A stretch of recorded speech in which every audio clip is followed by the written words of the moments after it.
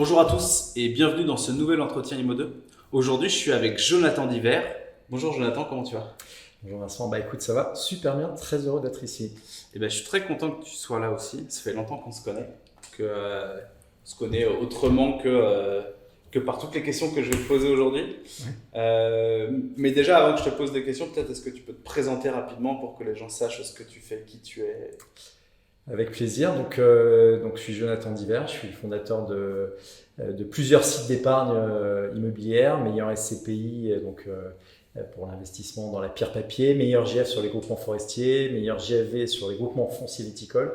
Et puis on a aussi un site autour de l'épargne mensuelle parce que on considère que c'est important de chaque mois placer de l'argent de côté. Voilà. Il y a aussi autre chose, je crois. On parle un peu de data, je crois. Ouais, on parle beaucoup de data. Alors pour en fait bien conseiller nos clients sur la partie SCPI, on a consolidé toute la data des fonds immobiliers, grand public, les SCPI, les SC, les OPCI, tous ces termes qui sont un peu barbares mais qui représentent ce qu'on appelle l'épargne immobilière ou la pierre papier. Et au sein de Rock'n Data, en fait, donc on a toute l'information à la fois financière et immobilière de ces fonds, et on a on va dire trois activités. L'activité de data, où on est provider de data, que ce soit un provider de data façon Bloomberg où tu peux te connecter et avoir les fiches des fonds, toutes les informations, etc. Sous API aussi.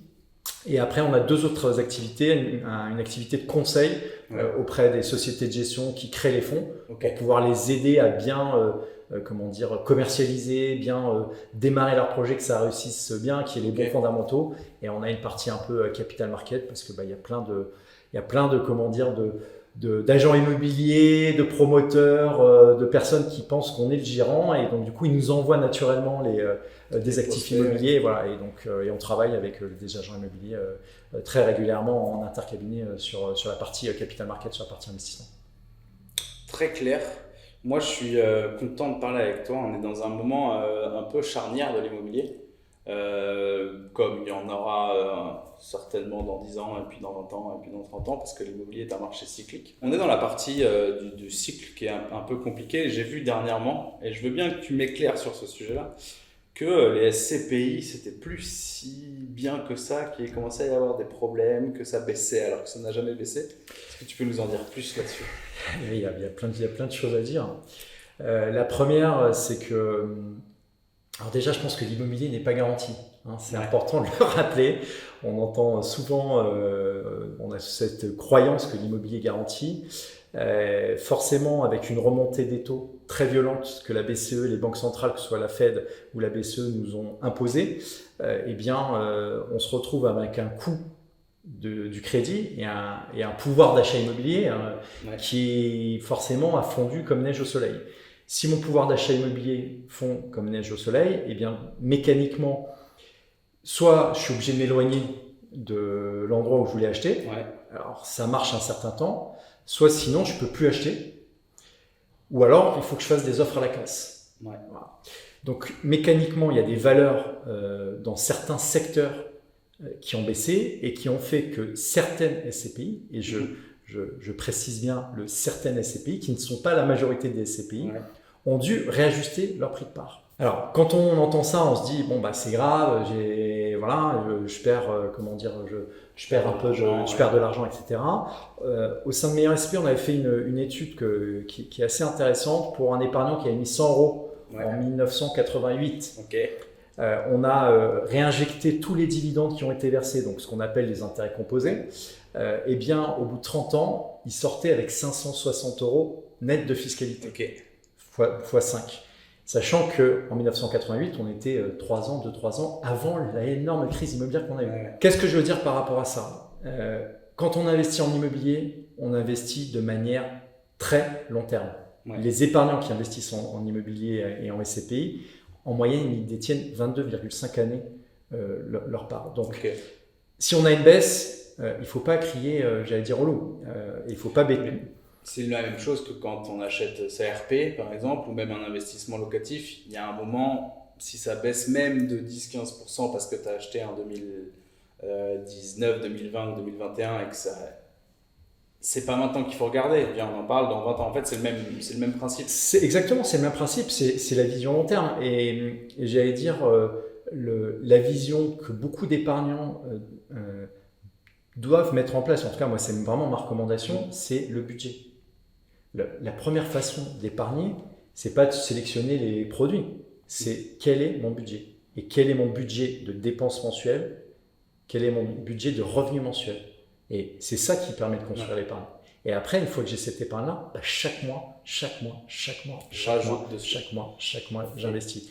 Et j'aime bien cet adage, l'épargne se construit en début de mois. Et concrètement, alors sur les SCPI, on voit que ça a bousculé pour certaines, mais en même temps, dans un momentum où les coûts de crédit coûtent très cher, et quand il y a un investisseur comme certaines SCPI qui collectent beaucoup d'argent, qui sont cash, c'est-à-dire que quand ils vont faire une offre auprès d'un vendeur, ils vont faire une offre sans condition suspensive de financement, ça donne un pouvoir au SCPI de négociation qui est très fort. Et moi, je suis convaincu que même s'il y a encore quelques mois qui vont être compliqués, c'est eux qui vont faire les meilleures affaires. En fait. C'est eux qui vont faire les meilleures affaires, c'est une évidence. Et justement, je repensais au copain de Bill, Warren Buffett, qui son conseil, ça a toujours été de dire c'est quand ça baisse qu'il faut acheter. Est-ce que c'est pas le meilleur moment pour investir dans une SCPI? C'est pendant 12 ans, ça fait 12 ans que j'ai monté meilleurscpi.com. Ça fait 12 ans que je dis à mes clients de construire un portefeuille, de le diversifier, de le construire au fil de l'eau, de se positionner à différents marchés, d'avoir différentes SCPI avec différentes thématiques, etc. On en a même créé un site qui s'appelle Épargne mensuelle. Ok, oui, c'est ça. Donc tu vois la philosophie de se dire on met chaque mois de côté. Alors il y a soit la logique du dollar cost average où en gros je moyenne, puis, soit sinon il y a lump sum up où en gros j'y vais et je mets à fond. Mais là concrètement il faut investir beaucoup d'argent. Ouais. C'est le moment que jamais. Et il y a des gérants qui ont su encadrer la collecte dans les années fastes de l'immobilier et qui aujourd'hui réouvrent leur collecte parce qu'ils savent qu'ils ont beaucoup d'opportunités à saisir avec des rendements 7, 8, 9%. En fait, en ce moment, dans un marché comme celui-là, en tant qu'acheteur, il y a un retour du pouvoir à l'acheteur parce qu'il va y avoir des ventes forcées. Bien sûr. Et c'est à ce moment-là où on peut faire des offres à la casse qui peuvent passer.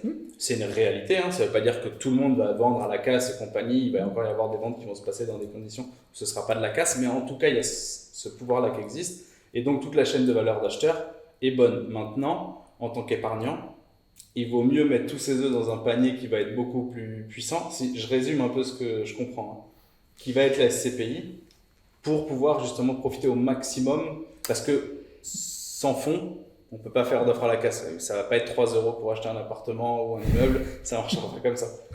C'est exactement ça, tu le synthétises très bien, c'est de dire finalement l'épargnant qui n'a peut-être pas la capacité aujourd'hui d'acheter sa résidence principale, un actif en immobilier locatif, etc. À travers les SCPI qui collectent, il reprend le pouvoir avec lui de négociation. Et je vais donner un exemple, parce que les SCPI, elles investissent de manière pan-européenne sur toute classe d'actifs. Quand on regarde les SCPI qui ont investi à l'étranger, il y a beaucoup de taux variables. On va te mettre dans la peau, tu es un investisseur immobilier, il y a 3 ans, tu as acheté un immeuble de bureau avec un taux variable, tu t'étais dit, bon, de toute façon, les taux, ils n'augmenteront pas, etc. Je ne prends pas de cap sur mon taux variable et tout. Et en fait, dans ton business plan immobilier, en fait, aujourd'hui, ton coût de crédit, il est supérieur en fait à ton loyer. Donc, ça veut dire que chaque mois, tu es obligé de mettre de l'argent. Donc, qu'est-ce qui se passe mécaniquement? Tu es dans une situation de stress. Et cette situation de stress, elle n'est pas tenable dans la durée pour des investisseurs qui sont très leveragés, qui ont pris beaucoup à crédit. Et tu es obligé de vendre, comme tu dis. Et qui est capable d'acheter? Ceux qui ont du cash, ceux qui ont de l'equity. Et aujourd'hui, il y a plein de SCPI qui investissent à l'étranger, qui achètent entre 7 et presque 11%.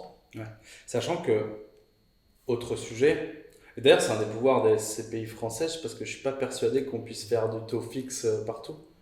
Alors, eux, ils achètent en cash? Non, ils s'endettent aussi, j'imagine. Les SCPI s'endettent très peu. Elles sont leveragées à 17%. Ça, c'est tu vois, pareil, ça c'est une étude qu'on a faite il y a quelques années parce que Ça, c'est plus sur la partie Rock and Data. On veut vraiment transpariser le marché, apporter une grande transparence au marché pour qu'il soit mieux compris. Et les SCPI sont peu endettés. Voilà. Mais par contre, tu as plein d'autres investisseurs qui sont très endettés. Et ceux qui sont endettés à l'étranger à taux variable, en fait, ils sont morts. Il y en a une grosse partie qui vont être morts. Sachant que j'ai deux questions qui vont venir. Parce qu'effectivement, il y a plusieurs SCPI. Les SCPI sont beaucoup dans l'immobilier de bureau. On sait que l'immobilier de bureau, malgré tout, les taux d'occupation sont plus les mêmes. On remodèle le marché, même si on va peut-être y revenir parce que les entreprises revoient le télétravail d'un autre œil maintenant qu'ils l'ont vécu. Mais en ce moment, est-ce qu'il n'y a pas une chute aussi des valeurs de bureaux? Est-ce que c'est pas ça qui explique un peu la baisse des prix de part? Effectivement, en France, en tout cas pour les SCPI qui ont baissé leur prix de part, ce sont des SCPI qui étaient très investis, on va dire dans la première couronne de Paris, qui souffrent énormément parce qu'en fait, il y a une très forte centralité. C'est-à-dire que quand on est une grosse boîte qui a levé plein d'argent, on a envie que ses salariés soient au centre de Paris. C'est pour ça qu'on a un loyer du bureau à Paris qui est excessif. Moi, je le trouve excessif. Et en fait, tout ce qui est en première couronne a souffert. Donc, vu que ça a souffert, ça fait que certaines CPI ont dû réajuster leur valeur. Ça, c'est le premier point. Et puis un autre point qui est un petit peu plus technique, mais quand on avait des taux négatifs, il y avait des investisseurs qui étaient capables d'acheter des actifs immobiliers à un rendement de 3%. Tu te leverageais à 0,5, 1%, tu achètes 3, normalement, tu as du leverage en fait. Voilà. Et en fait, il y a quand même pas mal d'actifs centraux dans Paris qui ont mécaniquement, pas au niveau des loyers, mais au niveau de la valeur, ont dû baisser leur valeur parce qu'en fait, aujourd'hui, quand tu laisses ton argent sur un compte à terme, tu es à 4%. Donc mécaniquement, tu ne vas pas mettre 3% dans un actif immobilier quand si tu laisses à la banque, c'est garanti, c'est 4%. Et du coup, de ce que tu me dis de tout ça, donc le marché de bureau vit sa vie et en ce moment, ça baisse un petit peu, donc on fait baisser les parts des SCPI. Mais en même temps, de certaines SCPI, mais en même temps, c'est le moment où il va y avoir les meilleures affaires. On parlait là et c'est un cas qui existe pour beaucoup d'entreprises, parce qu'il y a aussi beaucoup d'entreprises qui portent des bureaux, qui portent de l'investissement immobilier elles-mêmes, et des fois les coûts d'entretien des bureaux vides sont beaucoup plus chers, sont beaucoup trop chers, et donc du coup ils vont avoir besoin de se séparer. Et là, moi j'ai entendu parler du marché de Saint-Denis, du marché de Saint-Ouen, de tous ces coins-là qui sont un peu la première couronne dont tu parlais, où il va y avoir des énormes opportunités à faire parce qu'il y a des entreprises qui vont vouloir se séparer de ça pour faire rentrer du cash, pour pouvoir... Exactement, et sans doute il va y avoir des fonds opportunistes qui vont se positionner. Alors, une SCPI, elle a quand même besoin d'acheter un actif immobilier qui est loué. D'accord. C'est pas elle qui le met en location.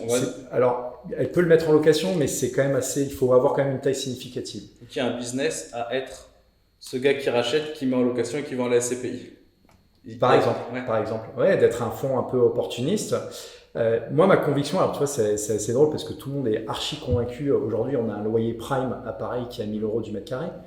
Moi, je suis très convaincu qu'en fait, le loyer prime va baisser parce que les entreprises, avec la hausse des taux, ça leur coûte aussi plus cher de s'endetter pour développer leurs projets, etc., etc. Donc, il y a une baisse de la rentabilité.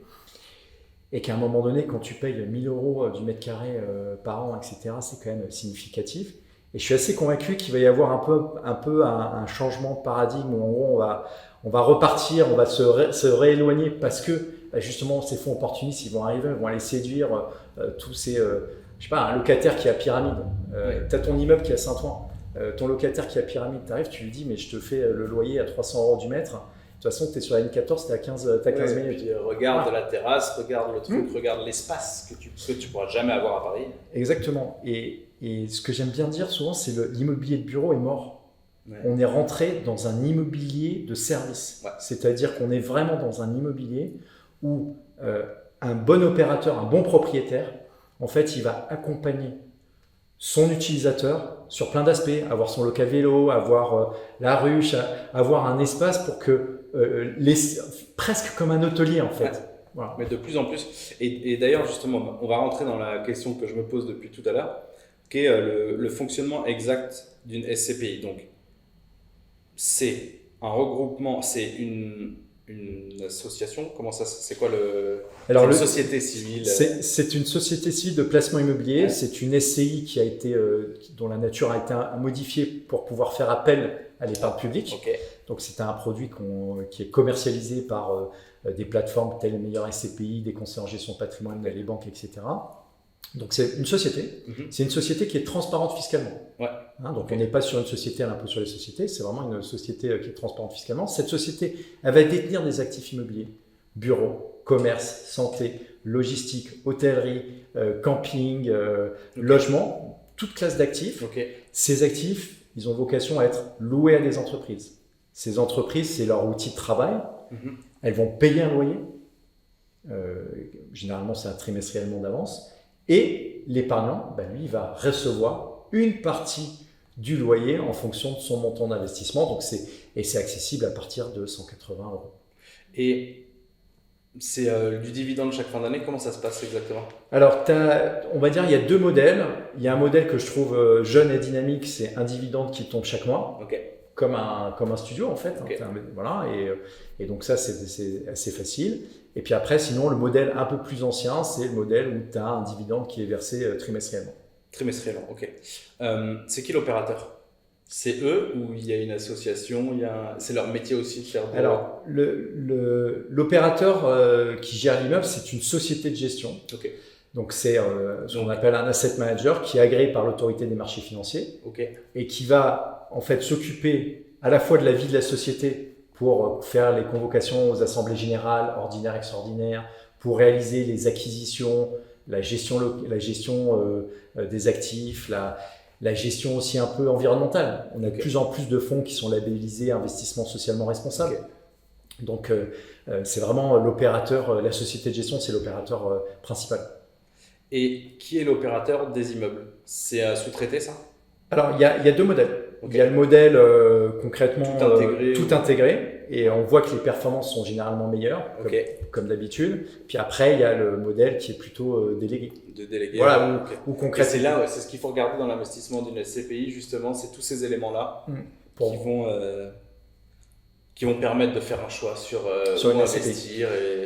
Alors nous, on est toujours très convaincus qu'il faut se positionner pas sur une SCPI, mais diversifier sur plusieurs SCPI.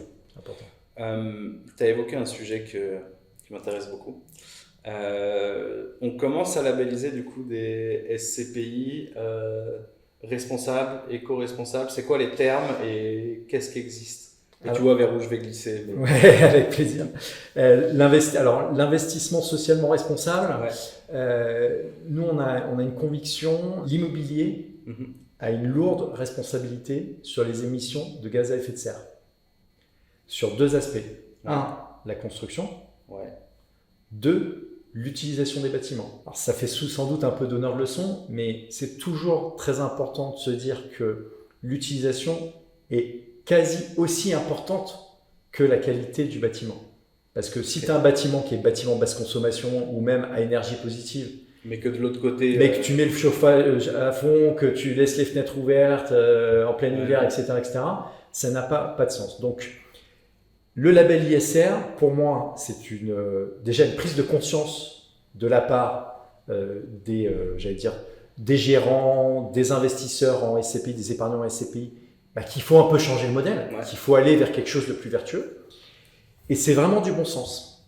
Alors, le bon sens, nous, on a poussé les gérants à ce qu'ils nous donnent des actions concrètes du label ISR. Le label ISR, du coup, c'est un organisme de contrôle qui est indépendant et qui fait des contrôles de temps en temps. Comment ça se passe pour l'obtention et la validation? Donc, le label ISR, ça émane du ministère de l'économie. D'accord. Là où le label Greenfin, ça émane du ministère de l'écologie. Le label ISR, tu as plusieurs organismes qui sont autorisés à te donner ce label. Donc, ça va être une grille de critères que tu vas bâtir généralement avec des boîtes de conseil qui vont t'aider à bien le bâtir et à suivre en fait la qualité de tes bâtiments. Donc, tu t'imagines une méga matrice sur ton bâtiment, sur l'utilisation de ton bâtiment, etc., etc. Et en fait, tu vas mettre des notes dessus sur chacun des aspects et cette note, tu vas dire, voilà, aujourd'hui, je suis à 50 sur 100. j'ai envie de passer à 70 sur 100, quels sont mes leviers d'action, comment je vais y arriver, etc. etc. Le label ISR, donc c'est investissement socialement responsable, autour de 3 thématiques. L'environnement, le social et la gouvernance. L'environnement, c'est facile à comprendre, on veut des bâtiments qui d'un point de vue énergétique consomment moins, soient plus efficaces, etc. Le S de social, c'est faire en sorte qu'on soit pile dans la qualité pour ses locataires, faire en sorte qu'il y ait des transports en commun à proximité, que voilà, tout ce qui va favoriser un aspect social soit présent. Et le G de gouvernance, c'est faire en sorte que toutes les parties prenantes soient, onboardées sur le projet, avec une volonté de faire en sorte que, tu aies des prestataires qui soient dans un rayon de 30 km, qu'il y ait des démarches qui soient vraiment poussées. Donc, le label ISR, une fois qu'on a vu une SCPI qui a un label, il ne faut pas se dire que c'est gagné. Moi, je pense que c'est du bon sens. Et après, il faut voir les actions. Et donc, on a poussé les gérants à nous donner des actions concrètes. Et c'est passionnant parce qu'en fait, il y a tellement de champs d'action et de... C'est génial et moi j'ai envie de dire il faut pousser tous les jeunes à aller bosser dans ces secteurs-là parce qu'en fait il y a plein de choses à faire. Il y a tout à faire. Il y a une boîte, je ne sais pas si tu la connais, qui s'appelle Cool Roof où en gros c'est à partir de coquilles d'huîtres, ils te font une peinture blanche que tu mets sur les toits. C'est des Bretons, je crois. Je crois que c'est des Bretons. Dans ce coin-là, mais c'est des Bretons. C'est breton, je crois. Et sachant qu'en fait, des coquilles, on en jette des milliers de tonnes, etc. C'est venu de là, parce que justement, c'est en Bretagne où ils jettent toutes les coquilles d'huîtres, je ne sais plus où, et qu'il a vu ça, et c'est magnifique.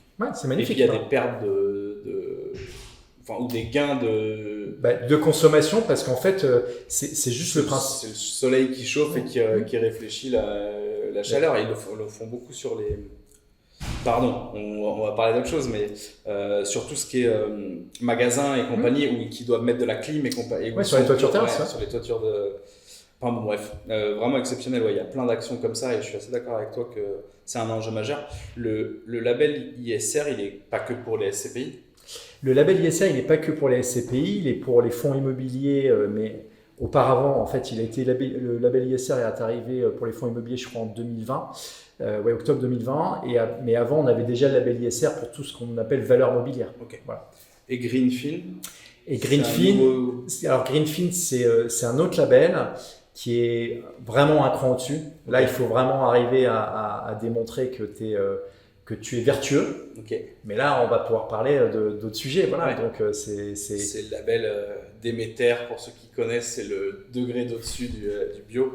Mais je vois très bien le sujet et du coup on va dériver sur ces sujets-là parce qu'il y a quelque chose qui me plaît bien dans ce que tu fais, notamment les 2 que tu as lancés là, les 2 autres types d'investissements que tu as lancés qui sont vertueux pour la planète. Je fais un rapide passage par la partie viticole. Je veux bien que parce que j'aime bien tout ce qui est verdure et la vie qu'on a là-bas. Comment ça se passe et c'est quoi les vertus d'un groupement foncier viticole? Les vertus... moi, je suis un défenseur de l'épargne réelle. Je suis un défenseur de l'épargne productive.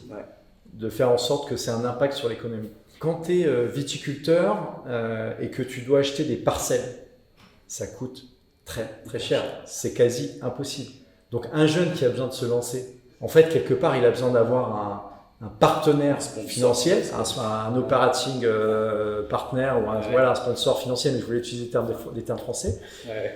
Et en fait, le groupement foncier viticole, c'est permettre à des épargnants d'investir dans des terres viticoles, dans du foncier viticole comme son nom l'indique, avec une transparence d'information, donc tu sais quel domaine, quelle parcelle, dessus, quel est ton domaine, quel est le vin qui est produit, avec la faculté de pouvoir acheter du vin dans des conditions qui sont intéressantes, de pouvoir vivre par moment un échange avec le viticulteur. Et je trouve que c'est assez génial parce qu'en fait, tu es vraiment dans une dynamique qui est vertueuse et d'économie réelle. Voilà.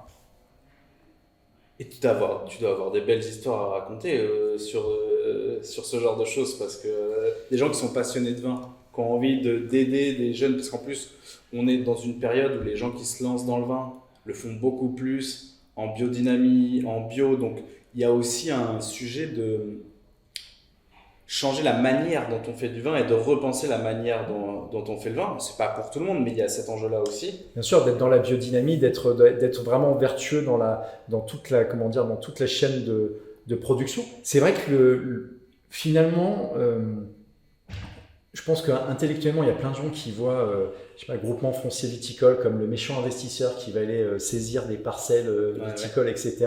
Alors que, en fait, on est dans un schéma, justement, comme tu l'évoques, d'accompagnement, d'amélioration de la qualité, de peut-être une production de meilleure qualité avec moins de quantité, de circuits courts aussi.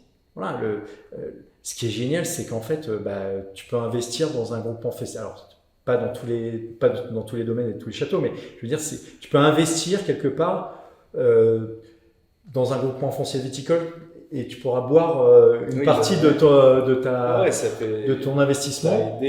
Sachant qu'après, effectivement, je n'avais pas vu l'aspect OE parce que c'est pas dans ma démarche première de voir ça, mais il doit y en avoir qui sont plus ou moins bons, mais l'épargnant il choisit. C'est transparent, il a le choix. Exactement. Alors on est vraiment, sur les groupements fonciers viticoles, on est vraiment dans une logique de sélection du domaine. Ce qui n'est pas du tout le cas quand tu investis dans une SCPI. Tu ne vas pas dire, on n'est pas comme sur l'immobilier fractionné, tu vois, sur une SCPI. Sur une SCPI, c'est le gérant qui est discrétionnaire. Ça veut dire quoi discrétionnaire? Ça veut dire qu'il a la faculté de saisir les immeubles qu'il veut. Voilà, il explique quel est son projet entrepreneurial, mais pas, on n'est pas dans une logique de. Voilà, il a un projet, il peut se mettre aussi des règles qu'il n'a pas le droit d'eux. Ça, en SCPI, typiquement, déjà, ne serait-ce que pour avoir le label ISR, j'imagine qu'il y a des règles qu'il doit respecter et compagnie.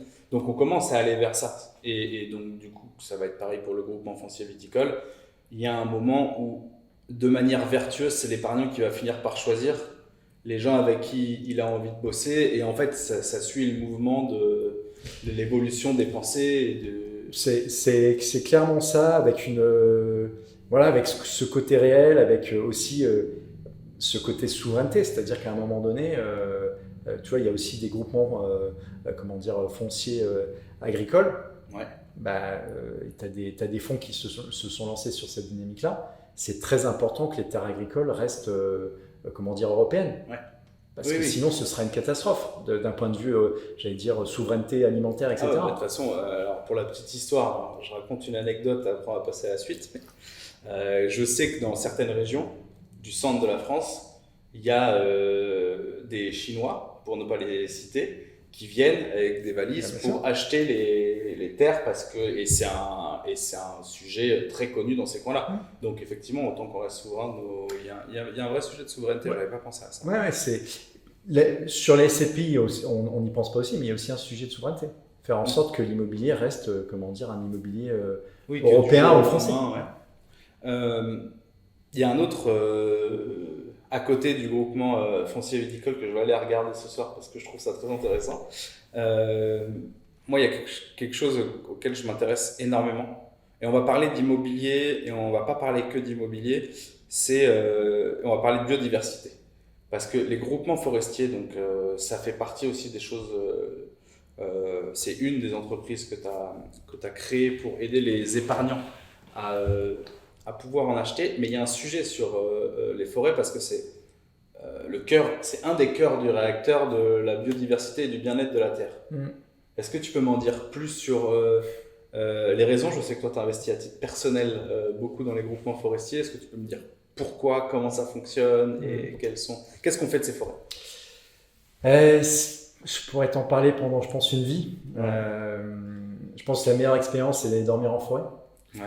Ce que je fais régulièrement. Déjà, j'aime bien dire que l'être humain vient de la forêt. La forêt, c'est déjà tout un écosystème. Il y a un écosystème de captation de carbone. 15% des émissions de gaz à effet de serre français sont captées par la forêt française. Il y a une fonction de réduction de la température. Quand tu es dans une forêt, il fait entre 5 et 10 degrés de moins que quand tu es en plaine. Donc c'est quand même très important. C'est une forme de climatisation naturelle très forte. Il y a un rôle de biodiversité. 80% de la biodiversité terrestre est abritée par les forêts.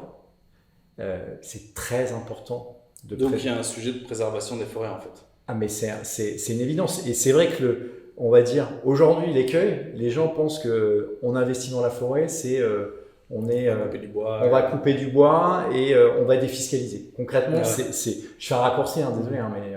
Non, mais en même temps, il y a une grosse il y a encore 2-3 ans, quand je me suis intéressé au sujet des forêts, les articles sur l'investissement des forêts, c'est-à-dire c'est le meilleur investissement si tu veux léguer quelque chose à tes enfants. Bien sûr. Sauf qu'en fait, là, c'est pas du tout le cœur du réacteur. Ouais. Alors, ça s'explique qu'il y a un avantage à la transmission, mais le cœur du réacteur, il n'y est pas. Le cœur du réacteur, il est sur la biodiversité. Il y a des économistes qui ont effectué des calculs sur la valeur d'un hectare avec tout l'écosystème qui est abrité par une forêt. On est à 35 000 € l'hectare. Aujourd'hui, en moyenne, alors on va dire, les forêts qui sont achetées par les groupements forestiers, c'est entre 10 et 20 000 € de l'hectare. Mais ça, c'est juste parce qu'il y a la valeur bois, en fait. Ouais.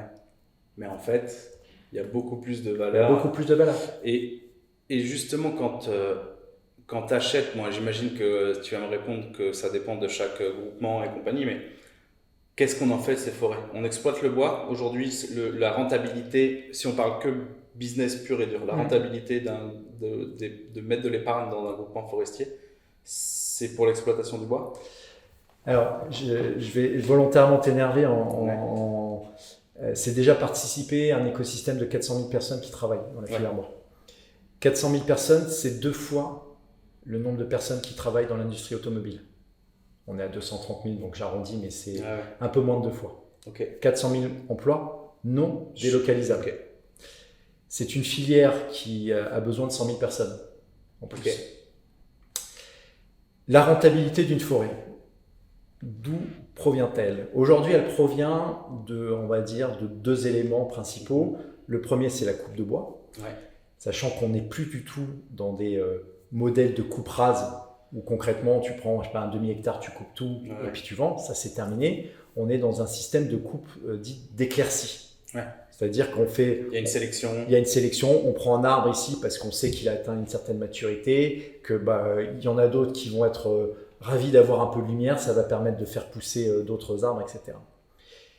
Le deuxième levier qui est de rémunération, mais c'est vraiment à la marge, c'est que dans une forêt, on a parlé de biodiversité, c'est quand même important d'avoir un peu de chasse. Parce que la chasse, en fait, permet de juguler un peu certains animaux qui détruisent en fait les plants, etc., etc. Les jeunes plants, les jeunes arbres. Voilà. Mais il y a d'autres leviers de rémunération à venir. Il y a le crédit carbone, qui aujourd'hui est trop peu valorisé dans une forêt. Concrètement, tu achètes une forêt, on va dire, allez, tu achètes 50 hectares. Sur tes 50 hectares, il y a peut-être 40 qui sont boisés. Tu en as 10 qui sont non boisés. Eh bien, qu'est-ce que tu vas pouvoir permettre? Tu vas pouvoir permettre à des entreprises qui émettent des gaz à effet de serre de compenser de façon volontaire le carbone qu'ils émettent. Pour compenser de façon volontaire le carbone qu'ils émettent, eh bien, généralement, ils vont acheter un crédit carbone avec, quelque part, la plantation d'un arbre qui va capter du carbone supplémentaire. Et quand tu es dans cette dynamique-là, tu vois qu'on est dans une captation supplémentaire, et ben c'est là où on va un peu rebifurquer sur le Greenfin, le label Greenfin, où finalement tu fais plus que... Et en fait, grâce à ces leviers-là, on pourrait partir sur avoir plus d'espace de forêt et compagnie. Et une meilleure rentabilité, c'est sûr. Oui, évidemment. Non, mais j'ai le point rentabilité, le point de départ, et après, il y a le point biodiversité qui fait que... je vais partir sur un truc un peu plus personnel. Je regarde la vidéo, j'en suis arrivé là, j'ai vu plein de choses intéressantes. Prenons un cas particulier. Je suis investisseur. Enfin, je suis pas investisseur, je suis épargnant. J'ai 50 000 € sur mon compte en banque. Si j'investis, donc ce que j'ai compris, je dois diversifier mon épargne du mieux que je peux, donc un peu de SCPI, un peu de groupement forestier, un peu de groupement viticole, pourquoi pas, différentes SCPI et compagnie. Tout ça, c'est liquide. Pour moi, c'est pas du tout liquide. L'immobilier n'est pas liquide, la forêt n'est pas liquide. Alors, même si aujourd'hui, pour vendre une forêt, c'est très facile. On a régulièrement des épargnants qui nous envoient des forêts qu'on peut proposer, au groupement forestier d'investissement, on n'est pas sur d'épargne liquide. Et c'est toujours très important pour un épargnant d'avoir une épargne court terme qui est très liquide versus une épargne très long terme. Sur de l'épargne long terme. Long terme, ouais. Et ce qui fait la réussite quelque part d'un patrimoine, c'est à chaque fois cet équilibre court terme, long terme. Voilà. Et j'allais dire, toi, souvent j'interviens dans différents journaux, etc. Si tu as 100 euros par mois à investir, on va faire ce chiffre-là, comme ça c'est facile. Tu vas en mettre peut-être 30 sur de l'épargne liquide, tu vas peut-être en mettre 30 en contrat d'assurance vie, tu vas peut-être en mettre 15 en SCPI, et puis le reste en groupement forestier d'investissement, en groupement foncier viticole, et si tu veux en mettre en Bitcoin, tu en mets en Bitcoin. Mais c'est très important en fait d'être éclaté dans le temps et sur différents supports. Eh bien écoute, j'ai eu un gros panel de tout ça, je comprends beaucoup mieux. Si, j'ai une dernière question, parce qu'en fait, c'est peut-être ça le sujet que je trouve le plus important. Aujourd'hui, les SCPI, prenons le marché français, elles ont quel pourcentage du patrimoine? Tu as ce chiffre-là? Ce chiffre-là, alors les SCPI en France, elles représentent, donc la capitalisation de la SCPI, c'est à peu près 90 milliards d'euros, il y a 80% qui sont investis en France, donc 9 x 8, 72, ouais c'est ça, donc il y a à peu près 72 milliards d'euros qui sont détenus par les SCPI, sachant qu'il doit y avoir à peu près 11 000 actifs en France. Et moi, j'aime bien dire ça aux épargnants. Forcément, vous êtes passé des milliers de fois dans des actifs qui appartiennent aux SCPI. Et voilà, donc alors c'est une goutte d'eau dans l'océan de l'épargne, parce que le fonds euro, c'est 1300 milliards. Donc, tu vois que 90 milliards par rapport à 1300, c'est une goutte d'eau. Mais c'est une goutte d'eau qui est... moi, j'aime bien le rappeler, que ce soit les SCPI, groupement forestier d'investissement, groupement foncier viticole, ce sont les produits d'épargne les plus transparents. Ouais. Quand tu investis dans ton fonds euro, tu ne sais rien du sous-jacent. Et je pense que dans le monde de l'épargne de demain, mais pas de demain, mais même d'aujourd'hui, on doit savoir comment son épargne est investie. Justement, parce que en fait, moi, mon point, c'était de se dire, ce que j'aime bien dans l'idée, c'est effectivement, en fait, tu le rappelles, c'est la transparence. C'est que en investissant dans ces domaines-là, tu choisis vers où va ce que tu mets derrière, le viticole, le forestier, l'immobilier de bureau, il y a du résidentiel aussi en SCPI, j'imagine. Oui, résidentiel, du commerce, des hôtels, logistique, etc. Camping et tout. Donc en fait, tu peux choisir plus ou moins vers où ça va en mettant l'argent là et participer justement à ce monde un peu complexe qui est régi par l'immobilier en grande partie. Qu'est-ce que tu penses justement, on parle un tout petit peu d'avenir, de l'arrivée de la tokenisation? Est-ce que ça va vivre avec la SCPI? Est-ce que c'est un concurrent de la SCPI? Comment tu vois les choses? Je pense qu'il va y avoir il faut qu'il y ait une forme d'accélération sur la transaction en fait, des fonds immobiliers. C'est important. Avec toujours, moi je suis toujours assez sensible à l'objectif patrimonial. Alors pourquoi tu vas me dire pourquoi je dis ça? En SCPI, tu peux démembrer tes parts de SCPI. Tu peux acheter que la nue propriété et il y a quelqu'un qui achète l'usufruit. Tu peux acheter à crédit, tu peux acheter en versement programmé, etc. etc. Et il faut toujours être vigilant. Trop de simplicité sans répondre à un objectif patrimonial, je trouve que c'est dangereux. Alors, le fait que ça évolue, que ça s'améliore, que ce soit plus fluide, moi je suis 100% d'accord.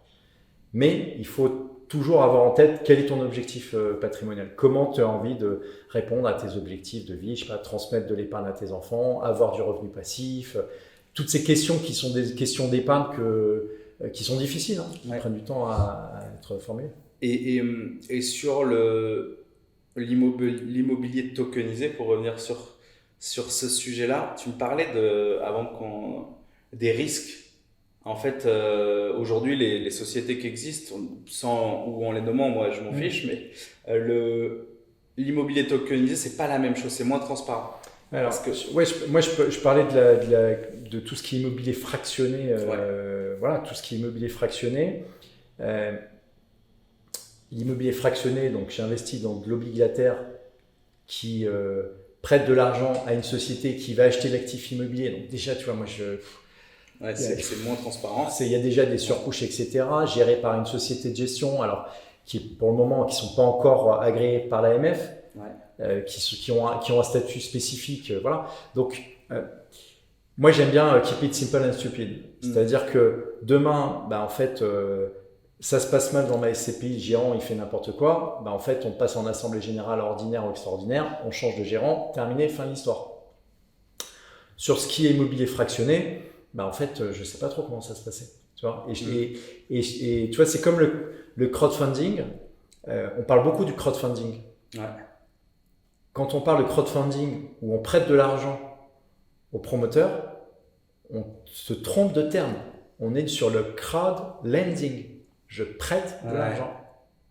Et en fait, en France, on fait la comparaison. Le vrai crowdfunding, c'est soit j'investis dans les parts de SCPI, ça c'est crowdfunding. À la fin, j'ai 20% des trucs, c'est acté. C'est acté et j'ai 20% de la société qui détient l'actif immobilier. Ou alors, je suis dans un club deal qui, je participe au club deal qui est une société et à la fin, j'ai 20% de l'actif immobilier. C'est un peu ce qui se passe.